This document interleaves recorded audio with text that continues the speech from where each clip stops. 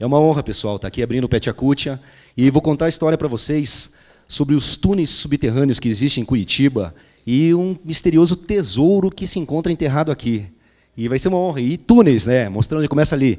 Túneis sempre povoou o imaginário da população em geral. Todo mundo teve essa lenda que túneis subterrâneos ligam Curitiba inteira, túneis da época dos militares, túneis que a igreja construiu.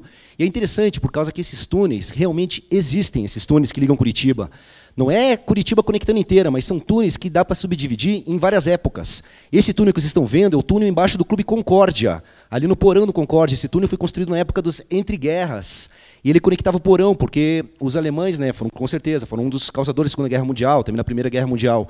Então esse túnel foi interditado e a gente conseguiu abrir esse túnel agora. E estamos, inclusive, com um projeto para o ano que vem, ter uma visitação turística, explorar turisticamente esse túnel, que esse é o túnel que está mais preservado.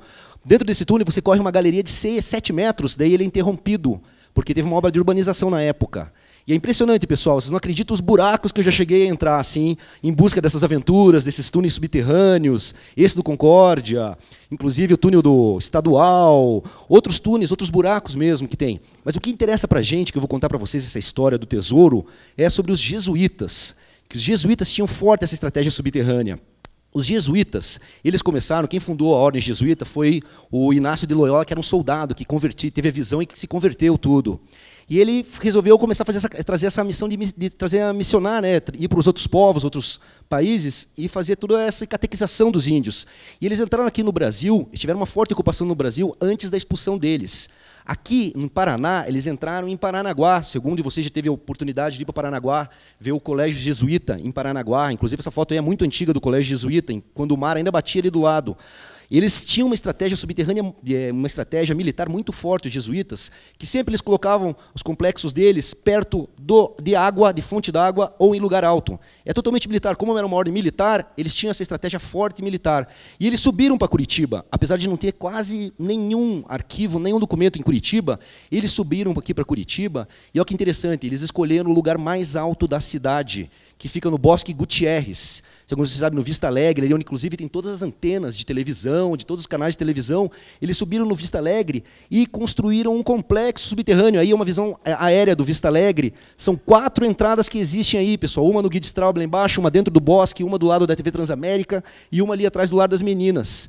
E eles conectaram esses túneis, essas entradas, e não avisaram ninguém. A única menção que existe sobre os jesuítas é que nesse lugar existia um lazareto. Um lazareto, pessoal, era os leprosos. Na época do Império, a lepra era uma doença muito horrível. Então eles catavam todos os leprosos e jogavam no lazareto. Quem cuidava dos leprosos na época do Império eram os jesuítas, em São Paulo e no Rio. E eles construíram essa conexão. Essas fotos são de 1962, o professor Kim Maguire, de arquitetura, ele que tirou essas fotos. Vocês olhem as construções, pessoal. Isso está a 17 metros abaixo do solo. São galerias, são 4 entradas que se conectavam em galerias, inclusive numa sala central que se conectavam com outras salas. Isso é impressionante, pessoal. Até isso daí a gente tem, inclusive, um projeto para abrir. Mas o que leva de interessante dos jesuítas? Eles foram expulsos do Brasil em 1757.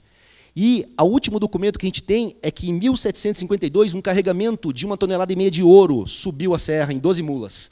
Até os soldados estavam esperando do Marquês de Pombal, tudo que foi a lei pombalina que expulsou eles, e não chegou a Porto de Cima, não chegou a nenhum lugar esse carregamento de ouro. Então é impressionante, porque se eles possuíam uma caixa forte subterrânea em Curitiba, na região que, no caso, era a Vila Nossa Senhora da Luz dos Pinhais, tinha 10 mil habitantes, nem isso, tinha 7 mil habitantes na época, nessa região, é possível que eles tenham escondido aí. E depois os jesuítas foram expulsos do Brasil, em 1757. 80 anos depois, pessoal, vem a história de um capitão da Marinha Britânica, William Salmers. A Marinha Britânica foi responsável por acabar com a pirataria no mundo. Vocês podem acompanhar o filme Piratas do Caribe. E ele estava lá fazendo todo o patrulhamento da costa leste americana, ali na Flórida, e ele pegou um navio espanhol carregado de ouro, de joias, de prata. E ele, claro, um navio negreiro, ele confiscou esse navio, era um navio pirata. E dentro desse navio, pessoal, tinha uma mulher, tinha uma cigana chamada Hortência. Para variar, sempre tem que ter uma mulher no meio para fazer a cabeça da pessoa. E ele fez a cabeça, a cigana Hortência disse que era linda. E ela fez a cabeça dele e ele mandou as favas à Marinha Britânica e virou um pirata. Inclusive, a gente está atrás dos relatos, provavelmente deve ter acontecido que nem aquele renascimento que vocês acompanharam no Cidade de Deus, que fala, dadinho caralho, meu nome é Zé Pequeno. Ocorreu isso daí, ela deve ter feito algum renascimento, onde o capitão dele, William, caralho, meu nome agora é Zulmiro. E ele virou um pirata. E essa bandeirinha era a bandeirinha mais terrorífica, para você encontrar você andando no mar e encontrar uma bandeirinha pirata. E esse Zulmiro começou a apavorar, começou a pilhar os navios tudo no Mar das Caraíbas, tudo, como era normal, as companhias piratas.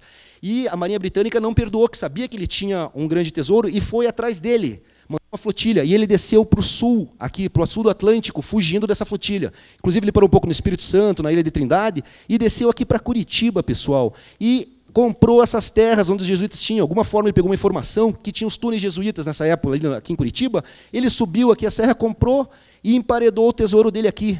O fato que a gente tem é que de 1820 até 1880, um marinheiro britânico morou em Curitiba, que era recluso. E é a lenda desse pirata Zulmiro. E o que é interessante, pessoal, de toda essa lenda, esse terreno agora, que é o Bosque Gutierrez, pertencia à família Gutierrez. E a família Gutierrez foi responsável pela introdução do espiritismo no Paraná. E em 1937, tem um relato da Ivone Gutierrez, eles fazem uma mesa espírita. E o pirata entra na mesa espírita, e eles começam a perguntar, e o tesouro? Ele, não, esses túneis são jesuítas, meu tesouro está aí. E eles perguntaram, mas o tesouro está onde? Ele fala, o meu tesouro está emparedado dentro desses túneis. E eles vão me encontrar? Ele fala na mesa espírita que o tesouro ia ser encontrado, mas por uma geração muito posterior. E é interessante, pessoal, que você fica nesses túneis. Então eu chego a brincar que a geração posterior, eu já mapeei essas 4 entradas, e ano que vem eu vou apresentar um projeto para a Câmara dos Vereadores para nós começarmos uma escavação arqueológica no Bosque Gutierrez. Porque se nós entrar por uma das entradas, pessoal, nós vamos, claro, entrar com detector de metais, radares infravermelhos, é possível que a gente encontre o ouro do pirata Zulmiro. E o mais legal de tudo isso, na verdade, para vocês, claro que o ouro é uma coisa mais fantástica, tudo, é o valor turístico e o valor histórico para isso. Primeiro que a gente consegue reescrever a história curitibana, que a ocupação jesuíta não teve nenhuma ocupação jesuíta aqui. Então, encontrar túneis jesuítas já é um marco. E o segundo, pessoal, eu acredito fielmente que é possível encontrar esse tesouro. Muito obrigado.